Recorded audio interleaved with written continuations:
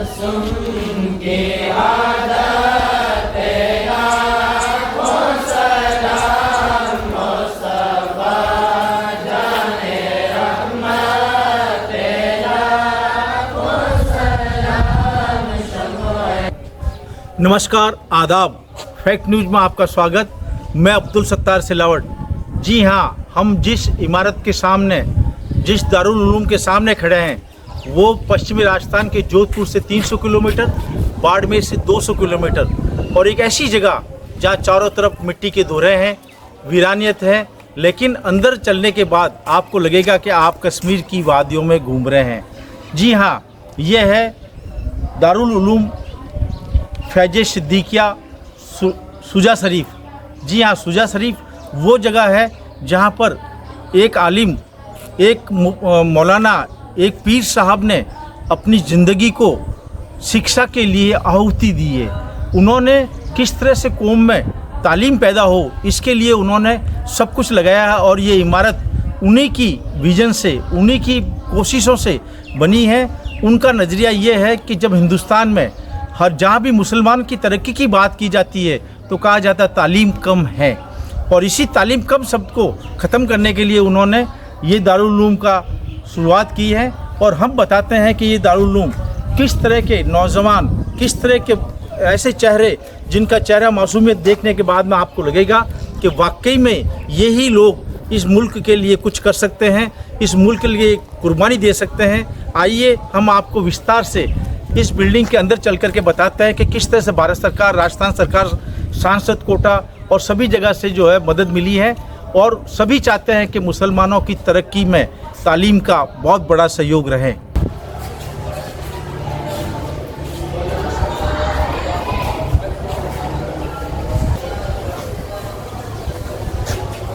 फैज़ सिद्दीकिया उच्च माध्यमिक विद्यालय की ये इमारत, जी हाँ, इसको भारत सरकार के अल्पसंख्यक विभाग के मौलाना आज़ाद एजुकेशन फाउंडेशन की ओर से भी आर्थिक सहयोग मिला है। बाड़मेर के सांसद कोटे से 5 लाख रुपए, स्थानीय विधायक पद्माराम मेघवाल, उन्होंने 5,80,000 विकास कोटे से इस फाउंडेशन और इस इमारत के लिए भी सहयोग किया है। ये इमारत अंधेरे में या अंदर ही अंदर कुछ लोगों ने मिलकर के, नहीं, भारत सरकार का भी सहयोग है, राजस्थान सरकार का भी सहयोग है, और वो भी चाहते हैं कि इस वीराने में जो इतना बड़ा दारुल उलूम बना है, इसके अंदर पढ़ने वाले बच्चे बहुत सुविधा से रहे, बहुत अच्छे ढंग से रहे। और ये बिल्डिंग है 3 मंजिला इमारत। इसके अंदर उन एजुकेशन करने वाले उन बच्चों को ठहरने के लिए जिस तरह की सुविधा दी गई है, वो आपको किसी बहुत बड़े एजुकेशन में भी नहीं मिलेगी, जहाँ लाखों रुपए भुगतान करने के बाद में आप अपने बच्चों को भेजते हैं, चाहे सेंट पॉल हो, चाहे सेंट जेवियर हो, चाहे और कोई इस नाम को लेकर के आगे बढ़ने वाली संस्थाएं हो।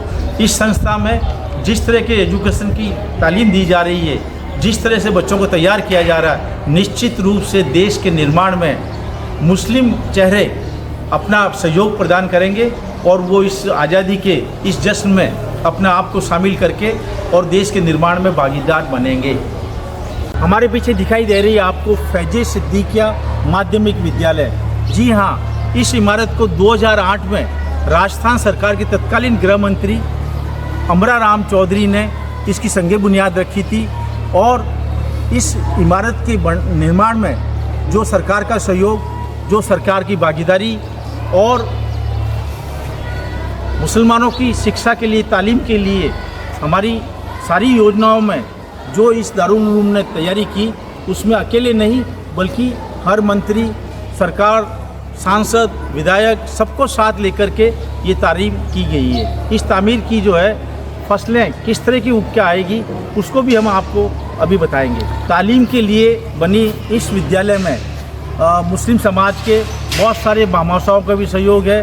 जोधपुर, सुमेरपुर, बाड़मेर, जिन्होंने भी इस इमारत को देखा, उन्होंने अपनी भागीदारी तय की। इसलिए 3 मंजिला इमारत आज भी अपना आप में काबिलियत और अपने निर्माण के बाद में जिस तरह की तालीम के लिए सहयोग किया जा रहा है, जिस तरह से बच्चों को सुविधा चाहिए, वो सभी सुविधाएं इन 30 कमरों के अंदर मौजूद हैं। मेरे पीछे 2 इमारत हैं। एक है सिद्दीकी जामिया मस्जिद, जिसका निर्माण 2013 में हुआ, और दूसरी दरगाह है हमारे पीर साहब के वालिद साहब कुतुब आलम साहब की, जो मेरे पीछे बनी हुई है। और इस तालीम याफ्ता, इस तालीमी बिल्डिंग, इस तालीमी इदारे की जो चौड़ाई है, जो लंबाई है और जिस तरह की हरियाली है, वो अंदर आने के बाद में ये महसूस नहीं करती कि ये दारुल उलूम किसी जंगल में, किसी दोरों की धरती में बना हुआ है।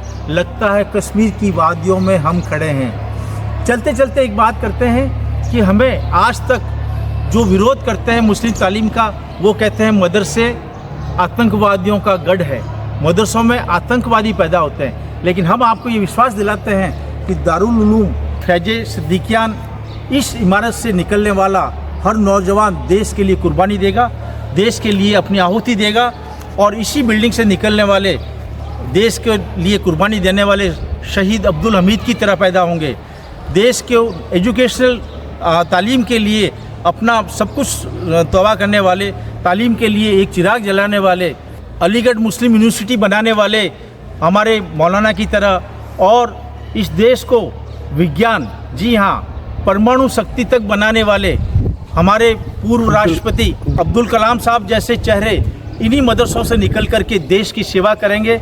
और आने वाले वक्त में आपको दिखाई देगा कि इन्हीं चेहरों में से, जो ये मासूम चेहरे देखने के बाद में आपको लगता है कि सिर्फ तालीम के लिए पैदा हुए हैं, सिर्फ कौम की खिदमत के लिए पैदा हुए हैं, कौमी एकता के लिए पैदा हुए हैं, इन्हीं में से आने वाले वक्त में कोई अली, कोई मोहम्मद, कोई खान कलेक्टर दिखाई देगा। जी हाँ, इन्हीं चेहरों में से एसपी दिखाई देंगे, इन्हीं चेहरों में से डॉक्टर, वैज्ञानिक वो दिखाई देंगे। तब आपको मालूम पड़ेगा कि इस जंगल, इस दोरों की धरती के अंदर जो मदरसा बनाया गया, दारुल उलूम फैज़े सिद्दीकिया बनाया गया, उससे निकली हुई फसलें इस मुल्क को कैसे सेवा करती हैं। इस मदरसे से, इस दारुल उलूम से निकले हुए नौजवान किस तरह से कौम के नाम करेंगे, मुसलमानों का नाम करेंगे, देश की खिदमत करेंगे, देश के लिए सब कुछ अपना निछावर करेंगे।